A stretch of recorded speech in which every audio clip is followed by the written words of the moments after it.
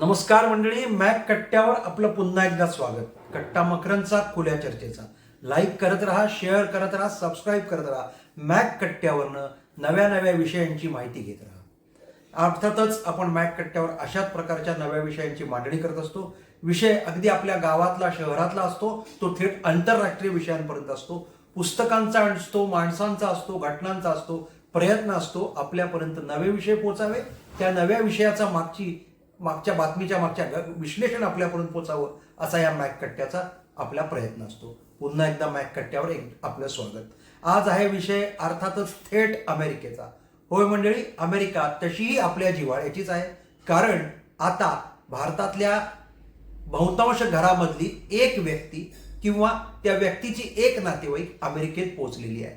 एका अर्थाने भारतीयांच्या 4 पिढ्या अमेरिकेत वास्तव्य करतायत आणि अमेरिकेतल्या बहुतांश क्षेत्रात भारतीय आघाडीवर आहेत. आणि अशा अमेरिकेत आता सत्तांतर झालेलं आहे. प्रत्यक्ष 20 तारखेला राष्ट्राध्यक्ष म्हणून ट्रम्प हे कारभार हाती घेणार आहेत. पण त्यापूर्वी बायडन जे काही करत आहेत त्याकडे लक्ष वेधण्याकरता हा व्हिडिओ केलेला आहे.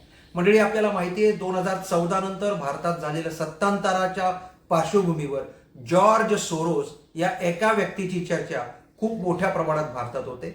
म्हणजे पंतप्रधान नरेंद्र मोदी किंवा या देशातल्या विविध क्षेत्रातले जी मान्यवर व्यक्ती आहेत त्यांच्या इतकीच, काही वेळा त्यांच्यापेक्षा जास्ती चर्चा भारतात जॉर्ज सोरोस यांची होत आहे. ही चर्चा केवळ जॉर्ज सोरोस यांची चर्चा केवळ भारतात होत नाहीये, तर जगात अनेक ठिकाणी जॉर्ज सोरोस यांची होत आहे. त्यामुळे जॉर्ज सोरोस कोण आहे, आख्यायिका आहे का, खरोखर आहेत का, इथपासनं जॉर्ज सोरोस आहेत आणि ते काही ना काही करत आहेत. केवळ एक उद्योजक नाही, केवळ एक फिलॉन्ट्रॉपर तर नाही, तर त्या पलीकडे कोणतरी एक जॉर्ज सोरोस आहे.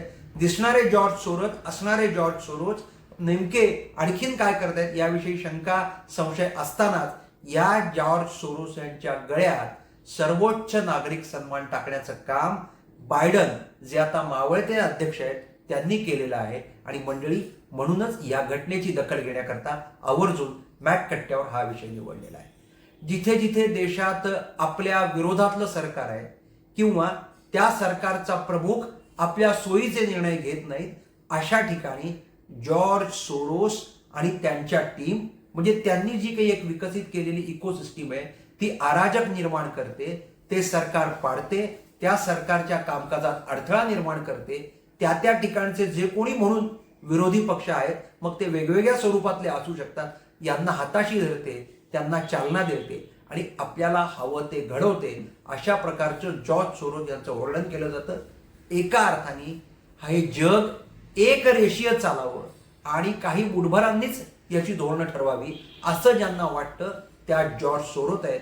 अशी एक त्यांच्याविषयीची चर्चा केली जाते, वर्णन केलं जातं. आणि त्यामुळे डीप स्टेट नावाचा जो प्रकार अस्तित्वात आलाय, म्हणजे वेगवेगळ्या फॉर्ममध्ये सरकार विरोधी, देशविरोधी कारवाया केल्या जातात, त्यात एक डीप स्टेट नावाचा प्रकार अस्तित्वात आलेला आहे. आणि अशी डीप स्टेट मुवमेंट चालवण्याचं काम जॉर्ज सोरोस आणि जॉर्ज सोरोस यांना त्यांचे जे कोणी त्यांच्या बरोबर असलेली जी मंडळी ते करतात, अशी एक चर्चा होत असते.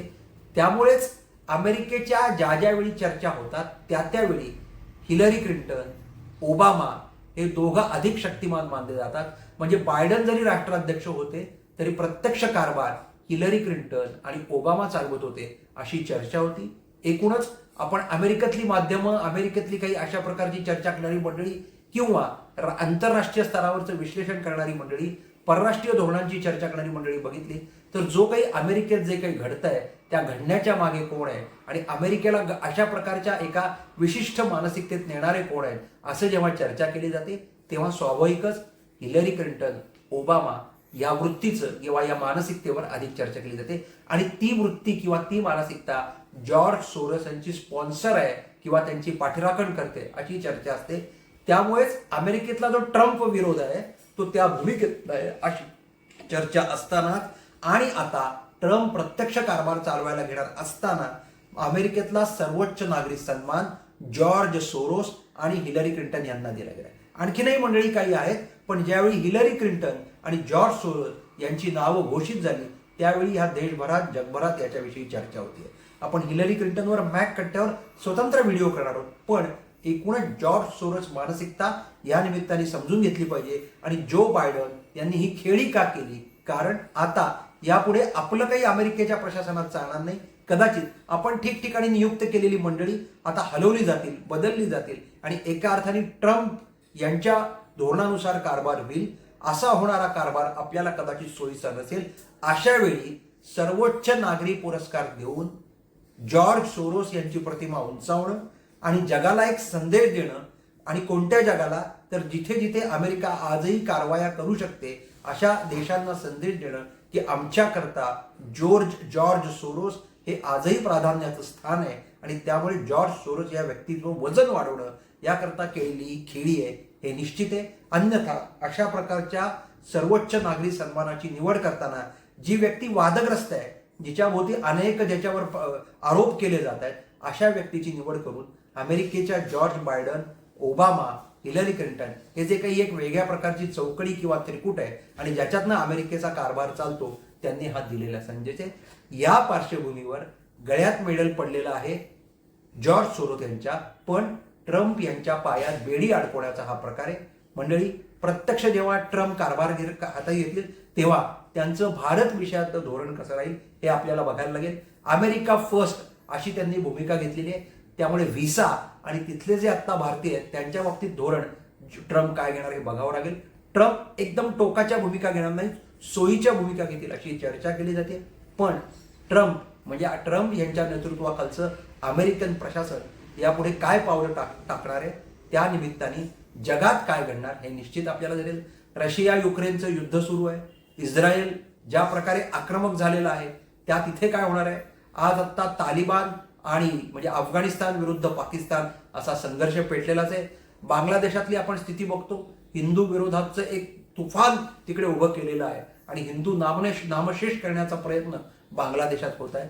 त्यामुळे एका अर्थाने एकीकडे जग विकासाकडे जात आहे, तंत्रज्ञानाच्या आधारे जगाची प्रगती होती आहे आणि भौतिक सुख आता प्रचंड वेगाने वाढत असताना सुद्धा जगात एक विचित्र प्रकारची अशांतता आणि एक वेगवेगळ्या देशात अराजकता अशी स्थिती असताना ट्रम्प कारभार हाती घेणार आहेत. आणि असे ट्रम्प ज्यावेळी कारभार हाती घेणार आहेत त्याच वेळी बायडन यांनी आपला अधिकार वापरून, यापूर्वी अधिकार वापरून आपल्या मुलाकरता त्यांनी फेवर केलं, आता अशा प्रकारचा अधिकार वापरून जॉर्ज सोरोस यांना सर्वोच्च पुरस्कार दिलेला आहे.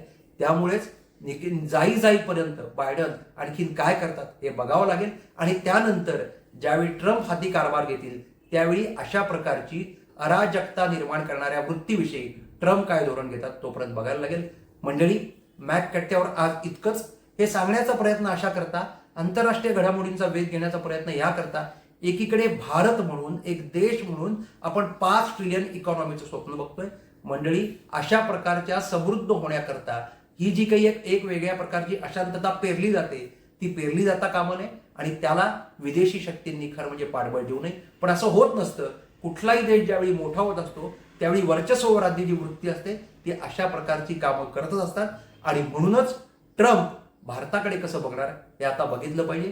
तुर्तास मॅक कट्ट्यावर आज इतकंच. कट्टा मकरंदचा खुल्या चर्चेचा लाईक करा, शेअर करा, सबस्क्राईब करा. धन्यवाद.